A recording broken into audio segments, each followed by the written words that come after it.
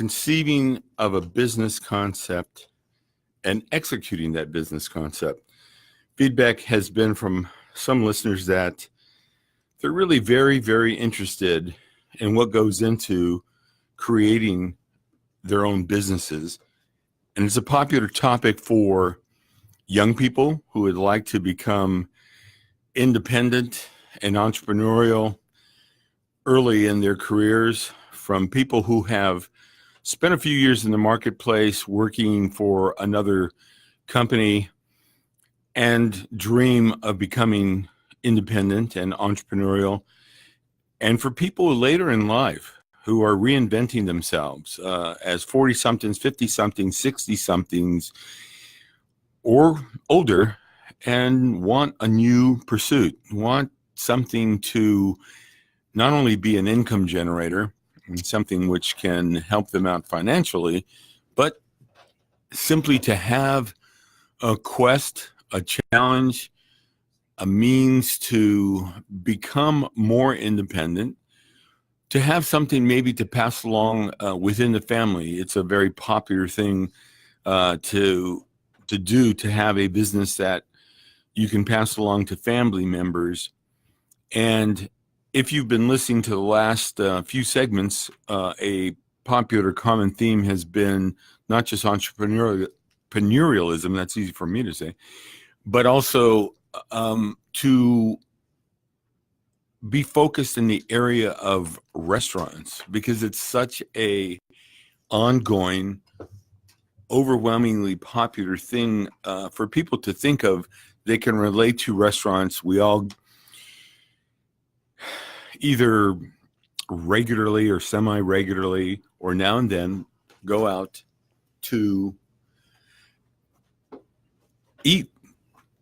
And it's something that people can relate to from the standpoint of, well, I think I can create a restaurant concept.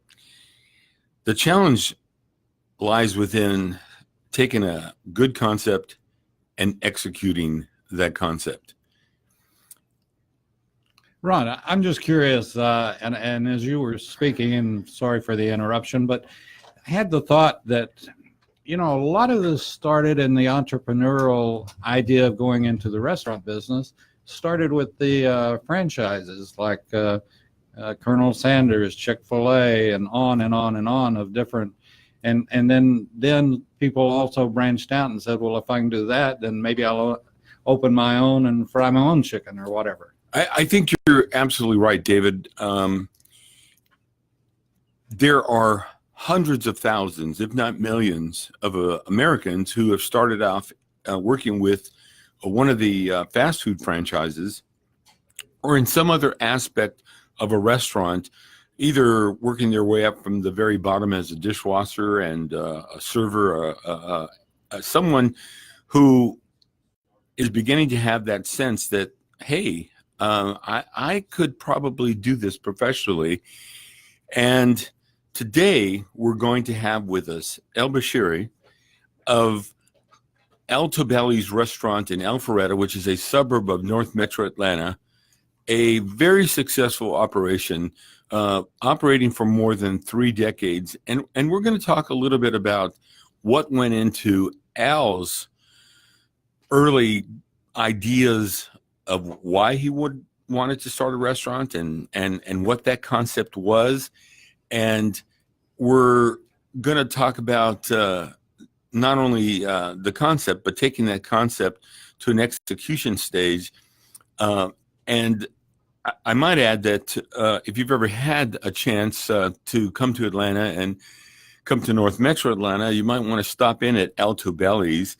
Al's Italian restaurant that is also a piano bar, and a focus for today will be how Al managed to pull off creating a really comfortable setting. It's more than a restaurant, it's more than a piano bar, it's a combination, and it's the kind of place where you not only feel comfortable, but where everybody, if we can borrow a phrase, everybody knows your name.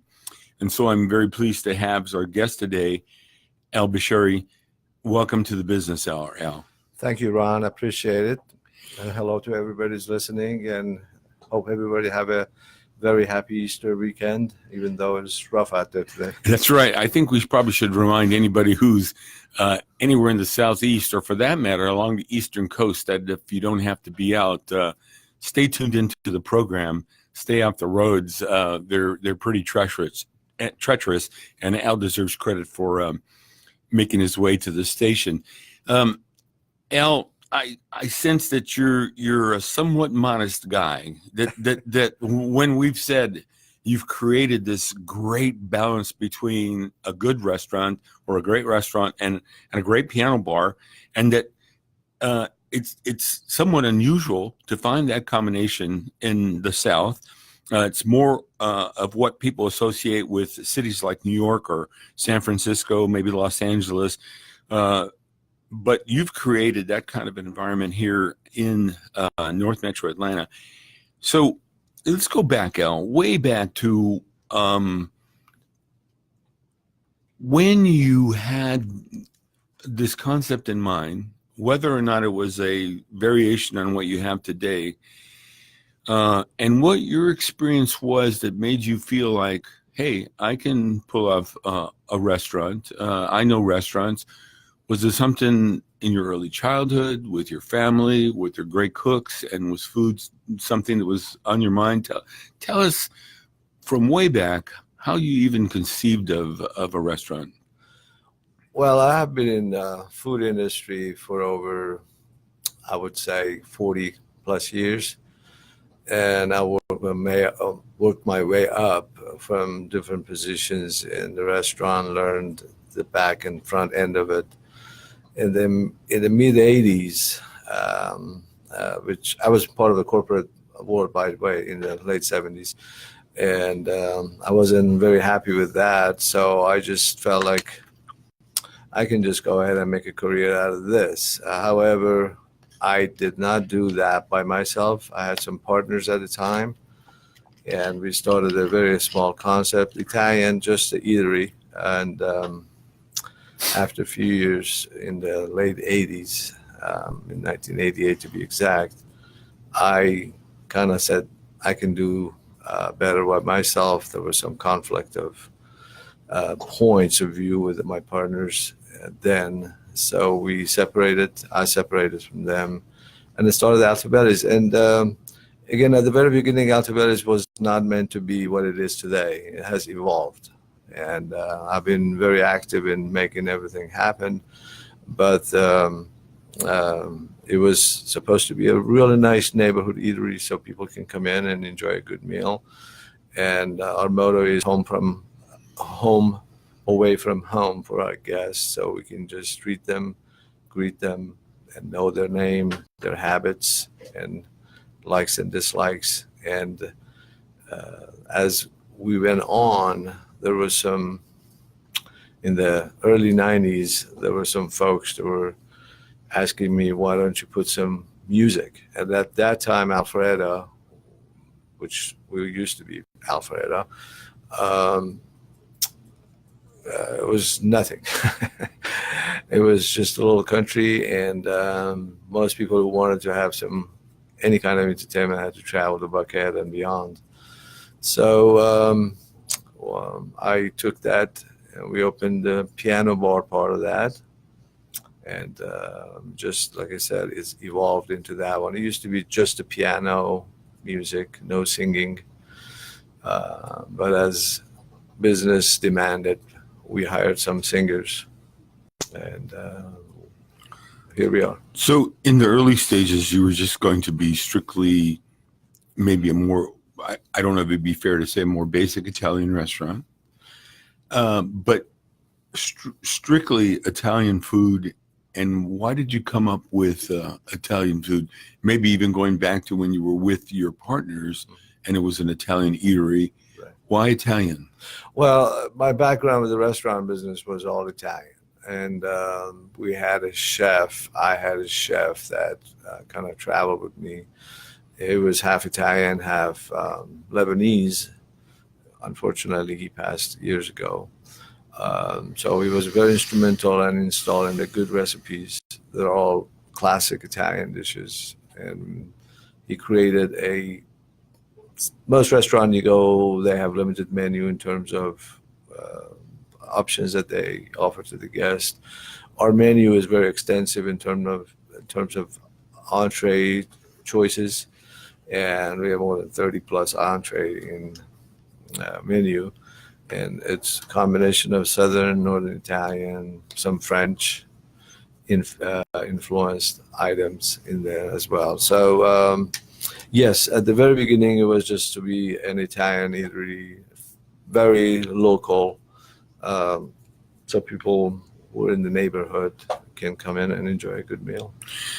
Well, it's probably also true that Italian has a very universal appeal, if you will. I think probably around the world, if I were to take a guess, Italian would be one of the top three, maybe Chinese, Italian, and maybe French as some of the most popular themes. And you mentioned that you were in the business with partners. Was there a time before, even earlier, that you were in the industry and it wasn't Italian food that was a part of your career? Well, before my partnership with my ex-partner, so to speak, I was involved in the restaurant business, and mostly it was Italian eateries that I've worked. I've managed them, and I waited on the table at the beginning and managed the back end of it, cooked a little bit. It was always a small, and so you had to do everything that you can to support the business. And but then when we embarked into opening a restaurant, it was a few of my good friends, we're still friends. We kind of took the chance in opening a small place. Never any other kind of concept food-wise, or were there any other businesses that you Yes. thought about? There was other businesses, like I worked in TGI Fridays for a while back in the 70s while I was a student. And but mainly it was Italian. Did you think when you were with TGIF, and again, we have listeners out there who are going through what you went through. Maybe they're working for a fast food restaurant or a step or two above, like a TGI Fridays, and are thinking, they're studying something totally unrelated to food and beverage, but then they realize, hey, this is something I could do professionally. And they're wondering, do I stay with the company and work my way up? And maybe that's what you thought. I'd stay with the organization. I'm not even sure. Does TGI Fridays have a franchise model? Would you have been a franchisee maybe? Well, at that stage when I was working, it wasn't very, like I said, I was a student, and my horizon wasn't go beyond that. I was just concentrating my school, going to school and get it through there. Yeah, there's two words in the restaurant business: a corporate world, which the franchisees are franchisors, and independent. For whatever reason, I decided to go independent. Now, hold that thought. We're going to come back. We're going to talk just a little bit more about the direction you decided to take. We're here with Al Bashiri. We're going to be talking more about Altobeli's, his great Italian restaurant, piano bar concept in North Metro Atlanta. We'll be back right after this break. Perhaps you are struggling to cope with the disease of addiction. If not, you probably know a family member or friend that needs help in battling the cravings and the personal and professional damage done by the effects of drugs or alcohol. Get a pen and paper and be ready to write down the following. These are the issues that the trained staff at the Atlanta Healing Center address and treat every day. Their doctors and counselors with over 40 years of practice in the field of addiction can treat the suffering individual in a thoughtful, compassionate, and experienced manner and guide him or her along the path to recovery. So call 770-696-9862 and speak to a knowledgeable staff member about how you or your loved one can be helped to enjoy a better and healthier life. More information is also available on the website at www.atlantahealingcenter.com. This is Daryl Pullis inviting you to listen to America's Homegrown Veggie Show right here every Saturday morning at 10 Eastern Time. Great guests, great tips, and valuable information about growing your own vegetables, fruits, and herbs. Get your pen and paper ready. If there's a move in your near future, I'm here to tell you that the folks I used and now recommend is Around Town Movers. Timothy and the guys recently moved me, and I am and was totally satisfied with a sometimes not so fun experience moving. Call Timothy at 770-378-4708 and make it a good move and a good experience. Around Town Movers for that local or cross-country move. Timothy, Around Town Movers, in my opinion, are the best. That's Around Town Movers. Call them. You're listening to America's Web Radio on the AmericasBroadcastNetwork.com. Thank you for listening. Welcome back to the Business Hour. I'm Ron Comacho, your host, and we're here with Al Bashiri. We've been talking about his restaurant and what went into the concept of Altobeli's, his Italian restaurant and piano bar here in North Metro Atlanta. And for those of you not familiar with Atlanta, should you be coming and should you be spending any time in North Metro Atlanta, he's in that area that is a cross between Alpharetta and Johns Creek and Roswell, so that it's about 50 miles outside our perimeter, straight up 400, Georgia 400. And look it up on your GPS source, and you'll be able to make your way to the restaurant. And also, I might add that this very program can be found in the America's Web Radio archives. Should be up in the course of the afternoon, no later than tomorrow. You'll also be able to access this through YouTube. Might not be up in the next day or two, but soon.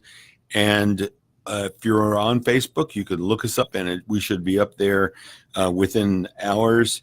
And as soon as it's over with, it'll be there. Okay, I'm corrected. As soon as the program's over, it's going to be on Facebook, so you can direct anyone you know to Facebook, and you can like and listen to us on America's Web Radio, of course. So those are all the variations on tuning into this program and other programs on America's Web Radio. Now back to Altobeli's and Al Bashiri and how he conceived of his Italian restaurant and then executed that concept, which again is a popular theme on this program because so many people wonder about becoming independent and an entrepreneur. And I'm told we have listeners abroad that are very interested in how we do things in America. We probably have more latitude when it comes to starting a business than any other country in the world. And people find it not just fascinating, but important to their future careers to learn about how anyone got from here to there.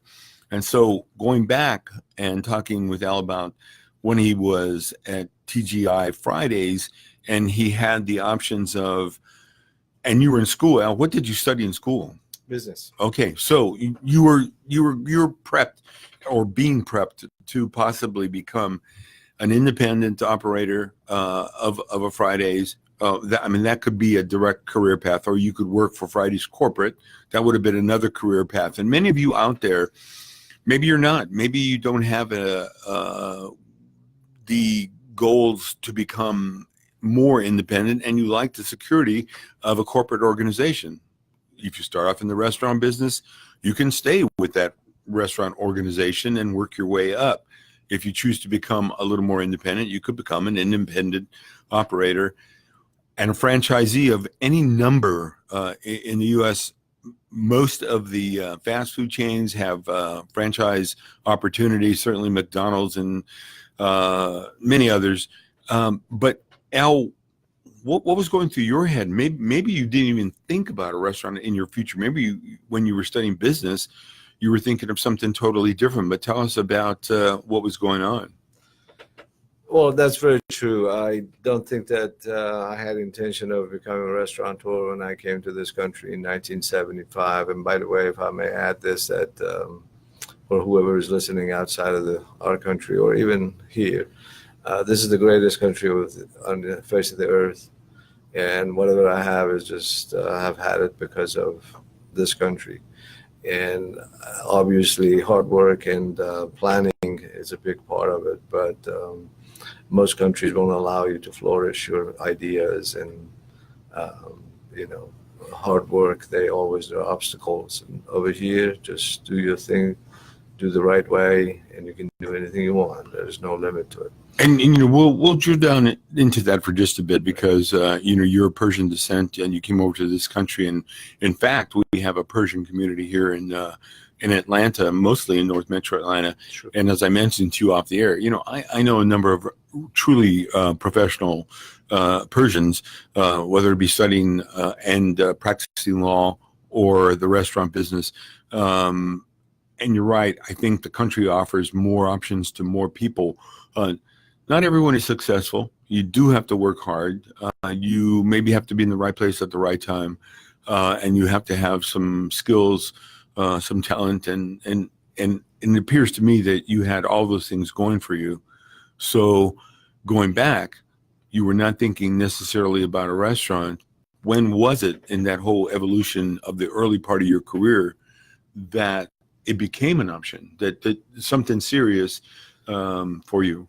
Well, like I said, when I came to this country in mid-'70s, it was intention to study and just go to the corporate world in the business and finance. However, there were some obstacles during the late 70s with what happened in Iran, with the Ayatollah's mess that he has created. Ever since then, we're having a lot of trouble in the world. And I was part of a corporate world after graduation, but then I just left and I was working restaurants. And like I said, in the mid 80s, I felt like, you know what? I have education. I'm a people's person. I have talent to communicate with people. And why not do this as a career? And here we are. Let's turn to the restaurant.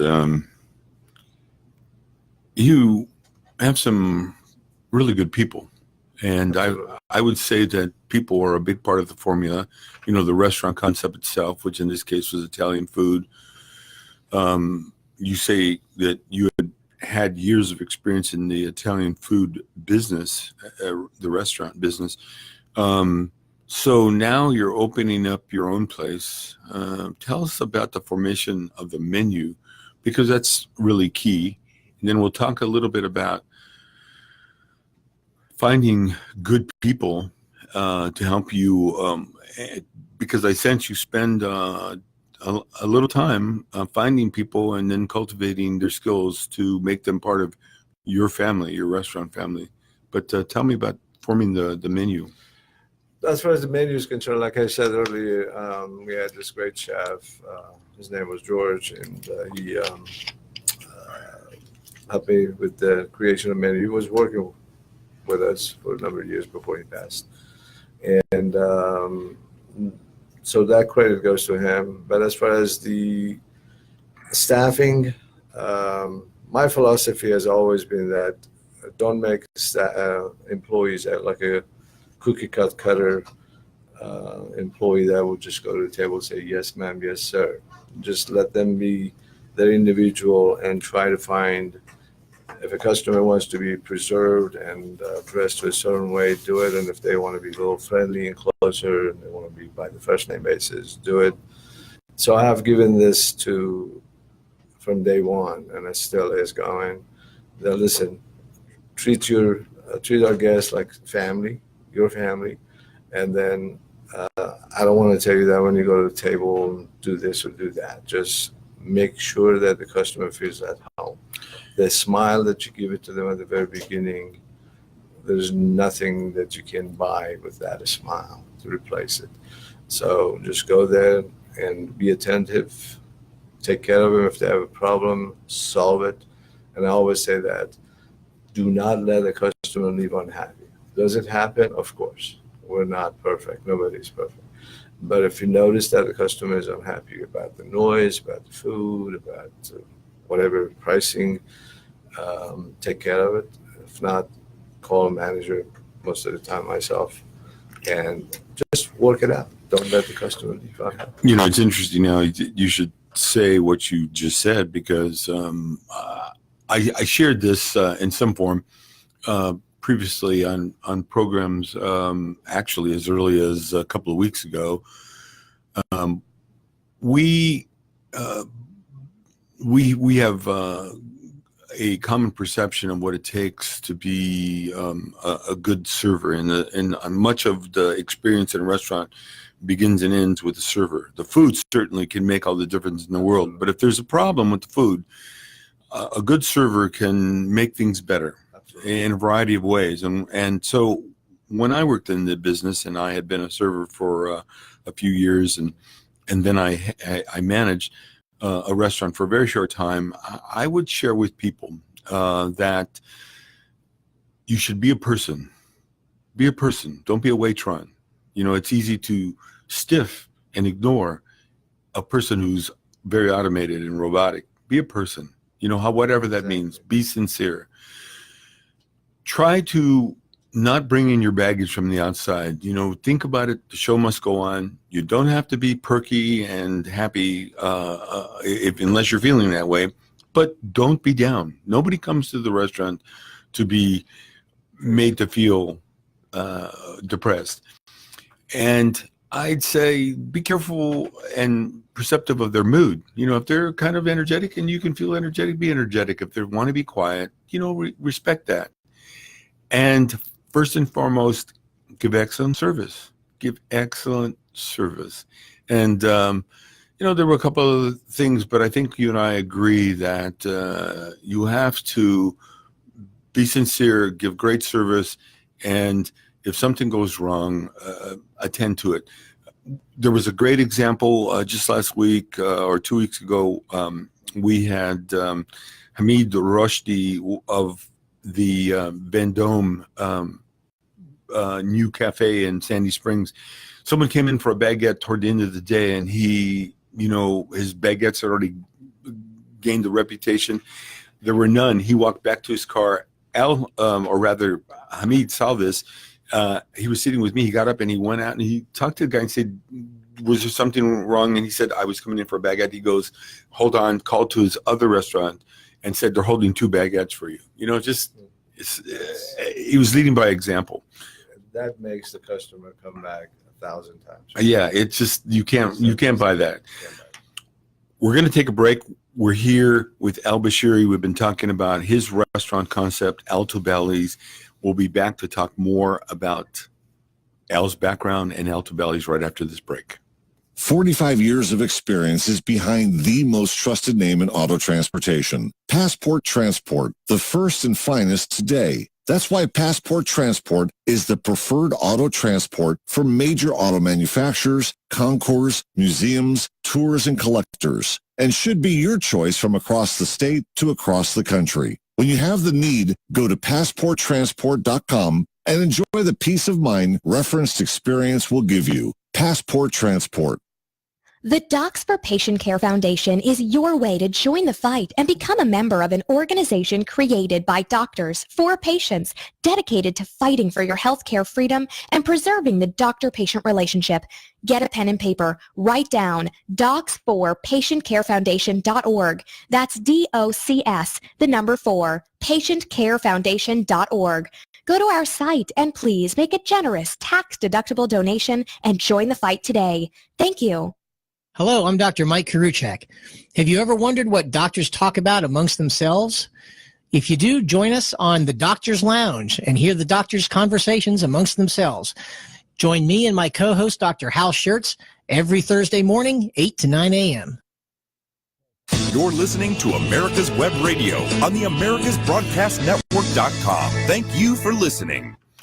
Welcome back to the Business Hour. I'm Ron Comacho, your host, and we're here with Al Bashiri, and we've been talking about his restaurant concept, what went into the evolution of creating the restaurant, what goes into executing a restaurant concept.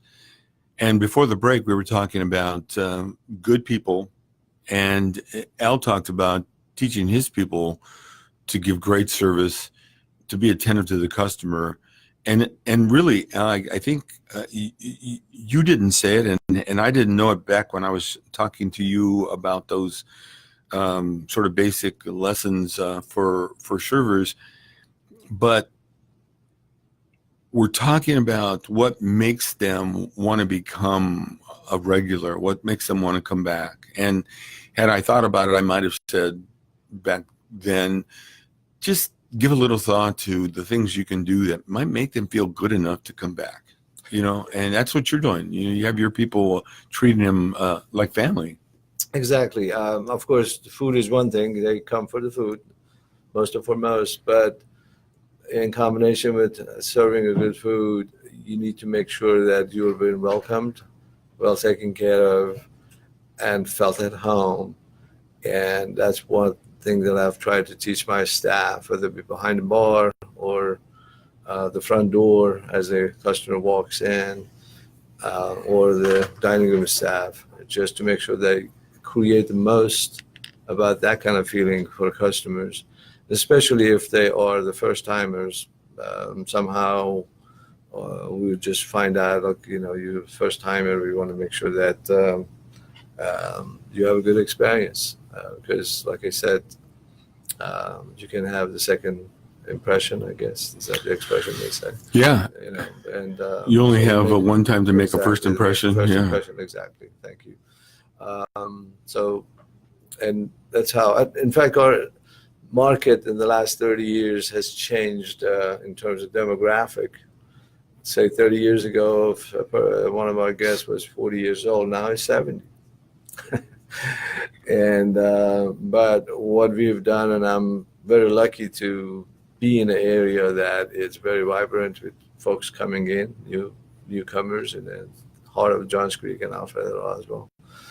We have a lot of younger generation coming in every month, and we try to cater to them as well to make them our customer for the next 30 years. Yeah, and I wonder if that means that there will be menu changes or music changes, because they go hand in hand in terms of catering to a demographic. And I can imagine that Randy, and on the evening that I was there, along with Randy at the piano, was it Leanne that was singing with him? Is that or Deanne? Who is the vocalist? Well, we have several. Our format for the music, first of all, we have live entertainment every night. 5 nights is the piano, which Randy has been with us for 25 years almost. In fact, we're celebrating his 25th, as well as the young lady that's behind the bar. She was our bar manager. She used to work more hours, but now with other jobs that she has, she works Friday, Saturdays, Kathy. She will be 24 years with us. And so we are throwing a big party for them sometimes in June. And you're all welcome and invited. I will make sure that I will send you the invitation. As far as the 5 nights is that, and the other 2 nights, we try to deviate from piano and go to jazz and Motown music, and that's Tuesdays and Wednesdays, and we have different entertainers for that. Now, as far as the singers are concerned, these are all paid singers. They get paid to sing at Altobeli's, and they have a rotation of, for weekends, several of them that they, every weekend is assigned to one. They make their schedule themselves. I don't try not to get involved with that part of it. And then we have during the weeknights that Kathy is one of them, Pamela and Tommy and a couple others that they all also sing on a regular basis. So that's how the music part of the business is done at this moment. However, we have changed it. We have evolved it. That's why we have different nights, different special nights. Not every night, but on a monthly basis. We have Rat Pack show every other month. Last night we had the country show, which is very popular. We had a good crowd in. David stopped by. And then we have other specific shows, salsa night, try to get some folks in. And that's the basic part of the music part of it. But you mentioned about menu. Our menu is very classic. And our concept has always been, and I'm trying not to touch that part of it, go to this new concept of infused California, and nothing wrong with those. It's a different concept. And so we change our menu every 6 months or so, but we have to take a couple items out because our menu already is 4 pages long, and we can't just have it extended more and more. And our chef creates the dish. We run that as a special for a few weeks. If positive response comes in, we just say, why don't we replace this with this item that we haven't seen much activity to it? And then we change the menu based on that. But we try to keep the menu as it is because it's very classic. And our ambiance is the same way. New restaurants have different way of attracting. Ours is very much like you earlier mentioned, at the New York restaurants. In fact, I have traveled to New York and San Francisco, and I've taken some ideas from restaurants that I visited while I was visiting there. And for example, the pictures that you saw on the wall, I was back in early 90s. I was in San Francisco for a few days, and I noticed one of those restaurants had pictures of mostly celebrities signed and framed and on the wall. And I said, we could do that. And but to me, celebrities are folks like you, folks like they come every week. We do have celebrities come in, the coaches, Falcons players, and baseball players, and athletes, and singers. But I always felt like, they come once in a while, and they're welcome anytime, of course. But my celebrities are the ones that come in on the Monday night and the Friday night and anywhere in between. So most pictures are those. And we filled up the whole wall within like 4 years. Well, something that was a nice experience for me recently when I was in the restaurant, I had just been to New York. And we've talked about how your restaurant has some of those elements of a good restaurant and piano bar. But also, I had an experience, which I'll share right after we take a break, that was a really pleasant experience that involved your piano player and the singer. We'll talk about that in just a moment. We're here with Al Bashiri of Altobeli's restaurant here in North Metro Atlanta, and we're going to be talking more with Al about what goes into creating a quality restaurant right after this break. Get your pen and paper ready. If there's a move in your near future, I'm here to tell you that the folks I used and now recommend is Around Town Movers. Timothy and the guys recently moved me, and I am and was totally satisfied with a sometimes not so fun experience moving. Call Timothy at 770-378-4708 and make it a good move and a good experience. Around Town Movers for that local or cross-country move. Timothy, Around Town Movers, in my opinion, are the best. That's Around Town Movers. Call them. My name is Kyle Hayes, a motorsports student at Alfred State College. Every year, Alfred State students compete in the Great Race, which is a cross-country time endurance rally for vintage vehicles. As you can imagine, it's pretty costly. I'm asking for your help. Your donation can make it possible for these students to live their passion and promote the vintage automobile industry. Please visit our site at give.alfredstate.edu and search Great Race to learn more and help us reach our goal. Thank you. You're listening to America's Web Radio on the AmericasBroadcastNetwork.com. Thank you for listening. Welcome back to the Business Hour. I'm Ron Comacho, your host. We're here with Al Bashiri. We've been talking about his restaurant here in North Metro Atlanta, Altobeli's. It's an Italian restaurant with a piano bar that is just a really very kind of New York concept and by design. And I wanted to share with Al and with listeners that I was in there recently, and I had just taken a trip to New York, and I went to the Carlisle Hotel, to Bemelman's Bar in the Carlisle Hotel, where they had the great piano bar with a trio. And he turned to the group and he said, "Any requests?" And he looked right at me. So I had just been earlier that evening to Carnegie Hall to a tribute to Van Morrison.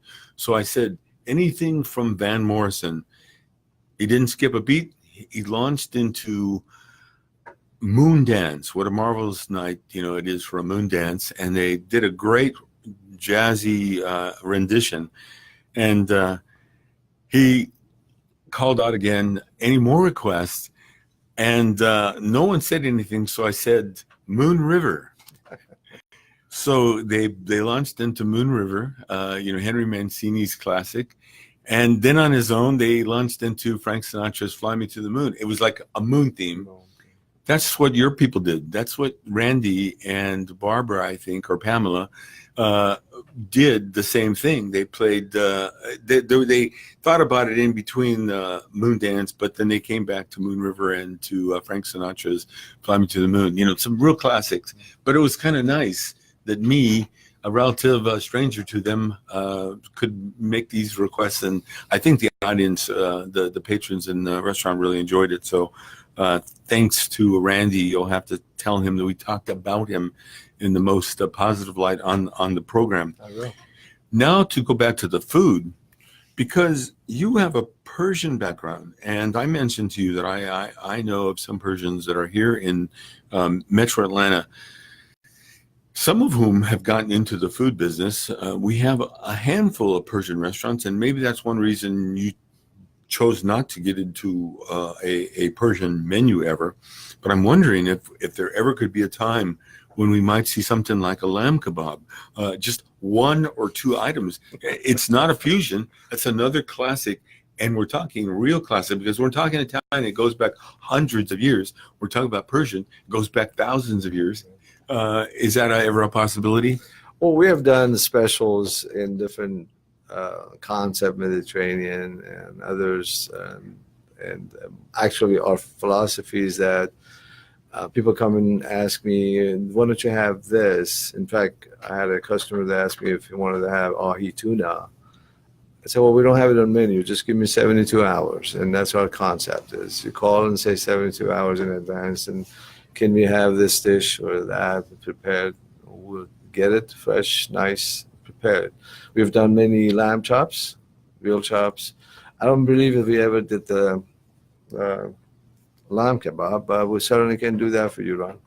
All you have to do is just give me a call. I do know that I saw on the menu I think it might have been a linguine or spaghetti alla carbonara, and I was thinking, well, I wonder if they would do that with fettuccine. And you can tell Gilbert that we spoke nicely about him, because I said, "Gilbert, do you think they can do a fettuccine alla carbonara?" And he goes, "You got it."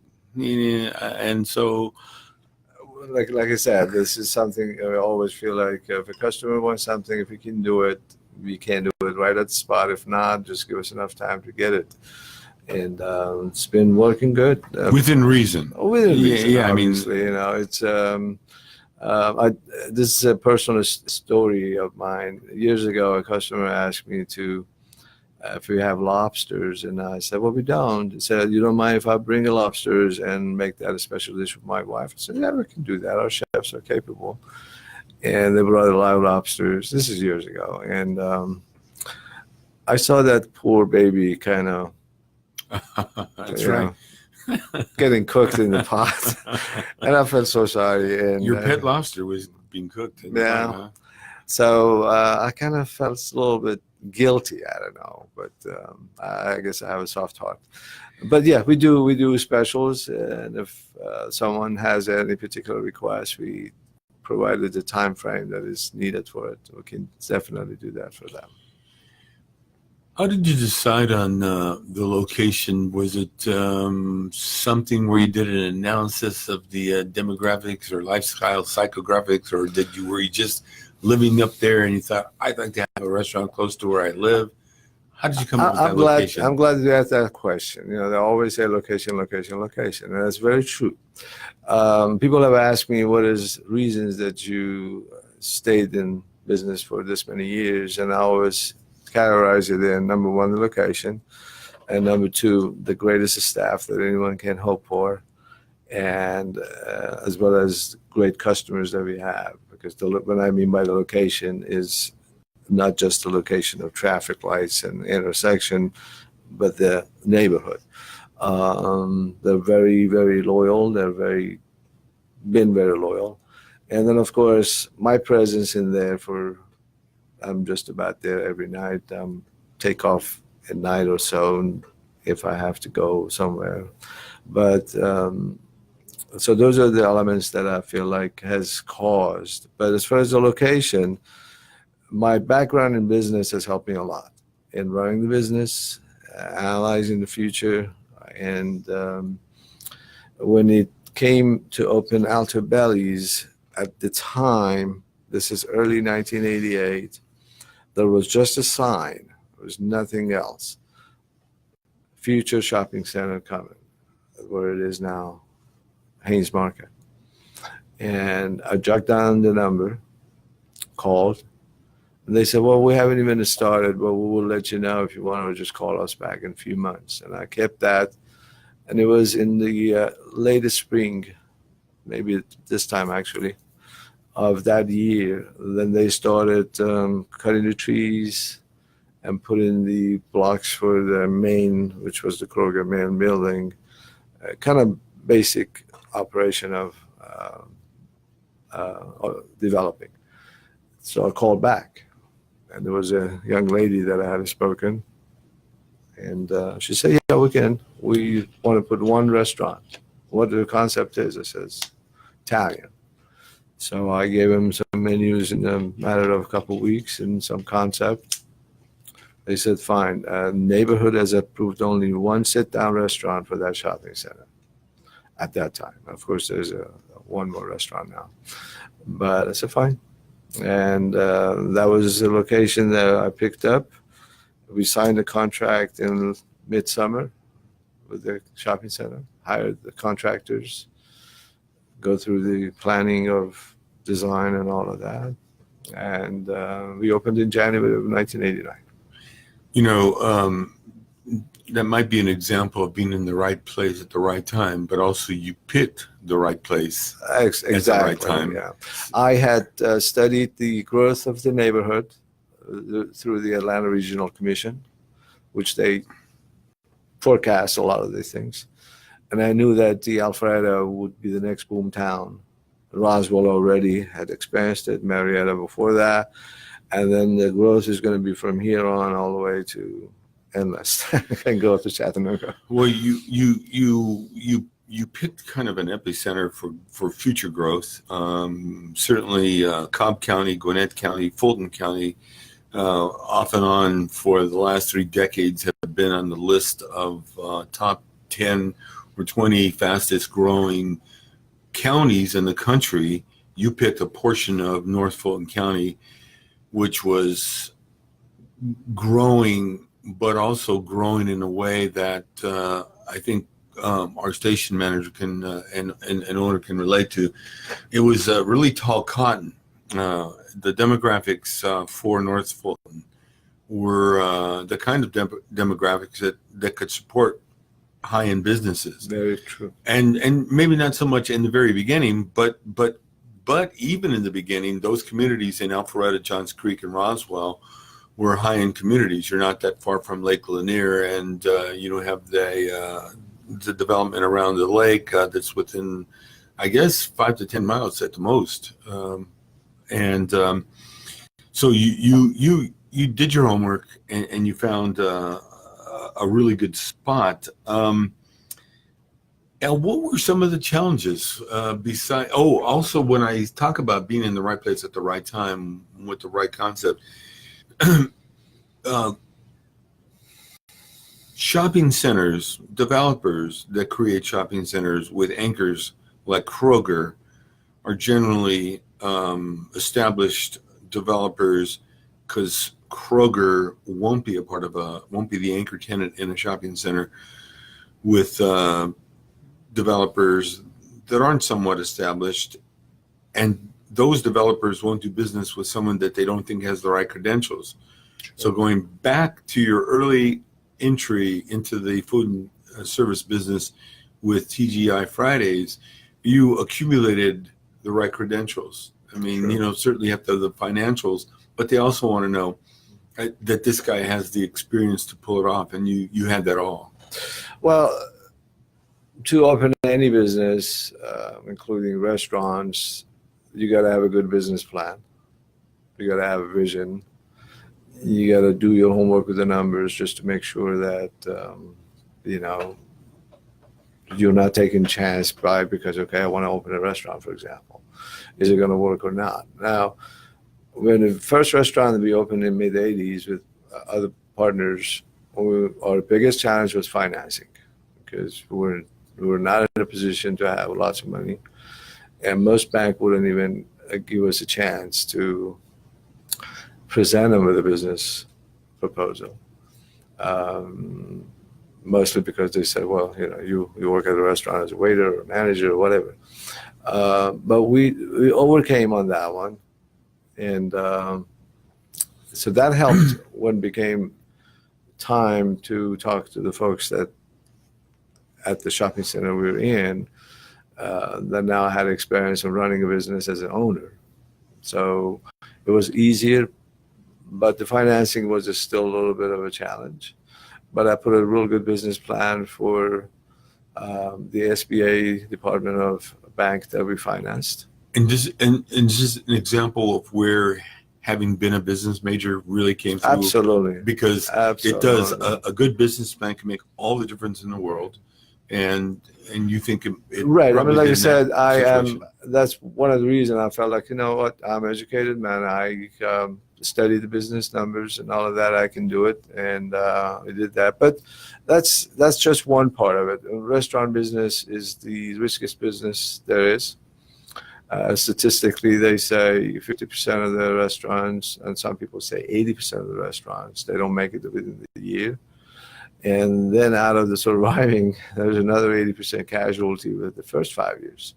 So the true survival rate for a restaurant past 5 years is very, very less than 10%. And so you gotta know what you're doing. So you gotta have a good menu. You got to have a good concept. You got to have a good location, which I'm very lucky to have all those three. Very, very lucky to have. And certainly repeat customers. You must run a business that exemplifies maybe not the 80-20, but possibly 70-30 or something like 70% regulars with 20 to 30% somewhat new, an infusion of new customers. But it's holding on to your regulars that makes all the difference in the world, because Atlanta is an extremely competitive restaurant marketplace. And Metro Atlanta, some really good restaurants come and go. I mean, people think, you just have to have really good food. Well, no, that's not enough. Well, I can tell you also one thing is the money part of that is I had set aside for 6 months, and that's part of the SBA loan was, of cash flow that assuming that we're not going to make money. But I have to pay my chef, I have to pay my dishwasher, I have to pay my staff, I have to pay the rent and insurance and all of that. And not yourself. No. And it's part of the formula. Absolutely. And but I was very lucky that we didn't have to wait that long.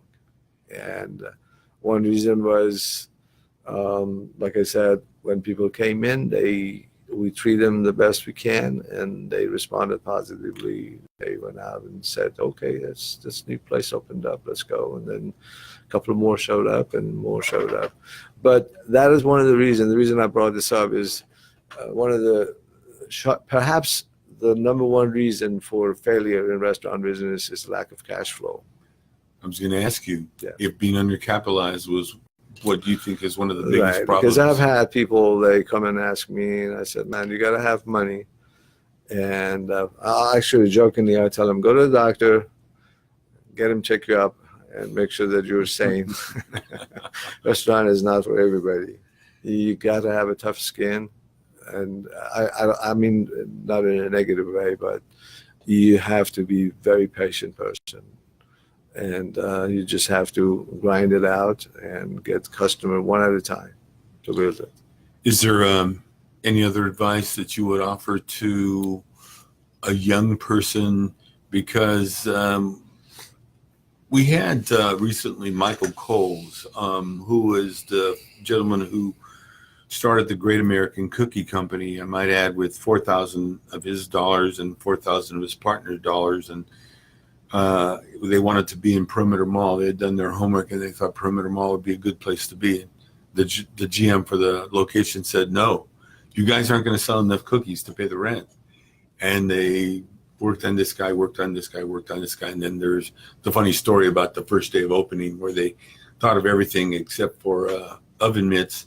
So they couldn't open the oven. The cookies caught on fire. There was a fire. The fire department came down to Perimeter Mall. On the very first day, the GM came and said, is this what it's going to be like every day? And they managed to succeed. But they were lucky. They were not undercapitalized and they managed to get that business off the ground. Is there any other advice you'd give to young people? What I was segueing into is that businesses can be risky. Things can happen that you don't foresee. You probably are going to want to take more risks when you're young than when you're older. What advice do you have for anyone thinking about a restaurant? Well, this advice that I would give is not just for the restaurants. It's basically for any business, and a small business, I should say. And that is, do your homework and work in that field as an employee. So if you want to open a restaurant, go work as a dishwasher for a while. You probably don't need the money for that, but go work as a waiter and go work as a cook and learn, see how difficult it is to be in the 95-degree kitchen on a very hot, steamy Atlanta night. Or even 120 degrees sometimes, I think, in some kitchens, It's very hot. Yeah. And then then you can respect it. I mean, I have two dishwashers. One of them have been with me about 12 years. And he's the sweetest guy. And he doesn't want to move on, actually. He doesn't want to move up, I should say. I've given him a chance, why don't you become the prep guy? And no, I'm comfortable. But I would never scream at that guy. I scream perhaps at a waiter if he does something that is not very proper, but I would never, because I know how hard he works back there. And you probably know from your own experience. Yes. Al, I want to thank you very much for being on the Business Hour today. We've been listening to Al Bashiri, and we've heard about his restaurant, Altobeli, here in North Metro Atlanta, what it takes to become a successful entrepreneur. And I really appreciate your time. You've been listening to the Business Hour here at America's Web Radio. We're on from 10 to 11 a.m. on Fridays. Have a great weekend. Be careful for anyone on the East Coast that is experiencing storms and flooding. We'll see you on the radio and the internet next week. You're listening to America's Web Radio on the AmericasBroadcastNetwork.com. Thank you for listening. Perhaps you